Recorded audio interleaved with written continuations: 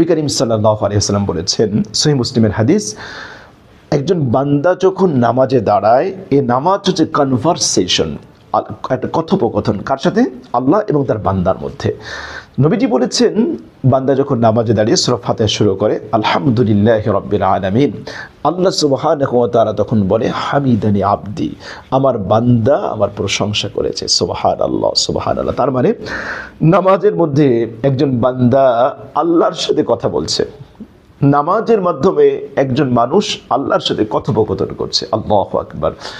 একজন বান্দা যখন বলে আর রহমানির রহিম, আল্লাহ সুবহানাহু ওয়া তাআলা বলে আসনা আলাইহি আবদি, আমার বান্দা আমার গুণকীর্তন করছে। এই নামাজ কোথায়? আমরা কি এই নামাজ ফিল করতে পারি? এই নামাজ আমরা কি রিয়েলাইজ করতে পারি? আমি যখন নামাজে দাঁড়াচ্ছি আমার ফিলিংসটা কেমন হয়? আমি যখন আমার জবান দিয়ে আলহামদুলিল্লাহি রাব্বিল আলামিন উচ্চারণ করি, আমার কর্ণকুহরে কি আল্লাহর সেই আওয়াজগুলো প্রতিধ্বনিত হয়, ধ্বনিত হয়?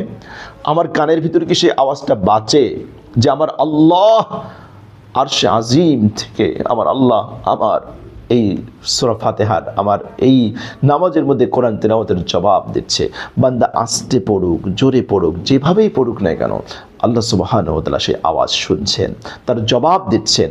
হামিদানি আবদি আসনা আলাইহি আবদি, বান্দা যখন বলে মালিক ইয়াউমিদ্দিন, আল্লাহ সুবহানাহু ওয়া তাআলার তরফ থেকে জবাব দেওয়া হয় মাজ্জাদানি আবদি, আমার বান্দা আমার বড়ত্ব প্রকাশ করেছে। আল্লাহু আকবার।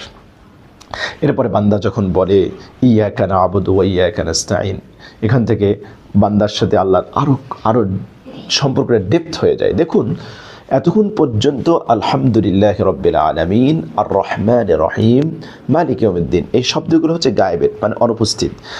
নামাজের মধ্যে বান্দা দাঁড়িয়ে নামাজের সাথে নামাজের মধ্যে যখন সে নিমজ্জিত হয়েছে, আল্লাহর সাথে তার কানেকশন তৈরি হয়েছে, সম্পর্ক এত গভীর থেকে গভীর হয়েছে, এখন আর বান্দা আল্লাহর থেকে দূরে নয়, কাছে চলে গিয়েছে। এজন্য সম্বোধন করছে ইয়াকা না'বুদু, হায় আল্লাহ তোমার ইবাদত করি, সুবহানাল্লাহ সুবহানাল্লাহ, ওয়া ইয়াকা নাস্তাঈন, তোমার কাছে সাহায্য চাই। তার মানে এখন সম্পর্ক আরও গভীর হয়েছে। এজন্য সালাতের মাধ্যমে বান্দার সাথে আল্লাহর কানেকশন তৈরি হয়, সালাতের মাধ্যমে আল্লাহর সাথে বান্দার সম্পর্ক গভীর থেকে গভীর হয়।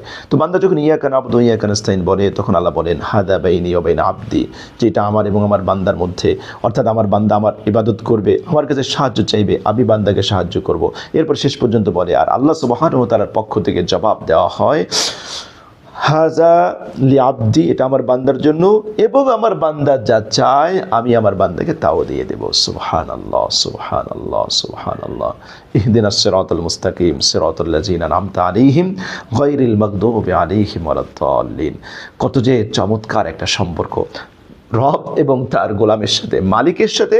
যদি সম্পর্ক নবায়ন করতে চাই আমরা, অবশ্যই আমাকে সালাতে যত্নবান হতে হবে, নামাজ ঠিকমতো পড়তে হবে। আমি বিশেষ করে সাজেস্ট করব তাহাজ্জুদের সালাত।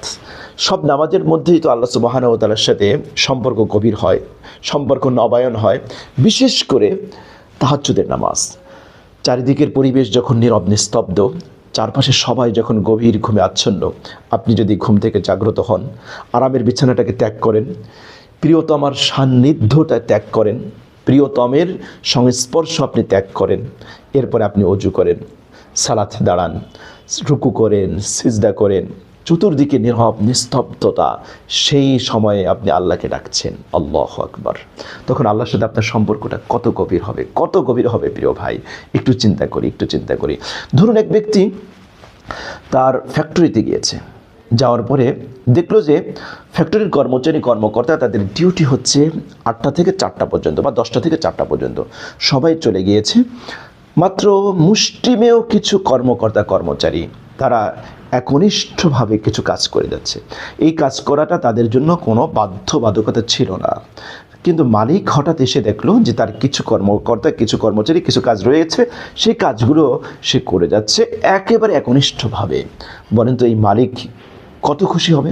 ঠিক একইভাবে চারিদিকের পরিবেশ যখন নীরব নিস্তব্ধ, পিনপতন নীরবতা, আপনি সেই মুহূর্তে ঘুম থেকে জাগ্রত হলেন, আপনি তাহাজ্জুদের সালাতে দাঁড়িয়ে গেলেন, আপনার দৃষ্টান্ত কেমন জানেন? আমরা যেরকমভাবে দুনিয়া থেকে পৃথিবী থেকে আমরা যখন অন্ধকার রাত্রিতে আকাশের দিকে তাকাই, আকাশের তারকাগুলো যখন মিটমিট করে জ্বলে, যেরকম উজ্জ্বল দেখতে পাই, ঠিক একইভাবে রাতের নিস্তব্ধতা ভেদ করে যারা তাহাজ্জুদের সালাত আদায় করে আসমানবাসীরা তাদেরকে ওরকম উজ্জ্বল নক্ষত্রের মতো দেখতে পায়। আল্লাহু আকবার, আল্লাহু আকবার। এজন্যই তো প্যারা নবী সাল্লাল্লাহু আলাইহি ওয়াসাল্লাম বলেছেন, আফশুস সালাম ওয়া আতইমুত তাআম ওয়া সাল্লু বিল-লাইল ওয়ান নাসু নিয়াম তাদখুলুল জান্নাতা বিসালাম। তিরমিজির হাদিস, নবীজি বলেছেন, তোমরা সালামের প্রচার প্রসার ঘটাও, তোমরা অন্নহীনকে অন্ন দাও, তোমরা গরিবকে খাবার খাওয়াও। এরপরে নবীজি বললেন, ওয়াসল্লু বিল-লাইল, রাতের বেলা তোমরা নামাজ আদায় করো, ওয়ান-নাসু নিয়াম, যখন মানুষ ঘুমিয়ে থাকে। তাহলে কি লাভ? তাদখুলুল জান্নাতা বিসালাম।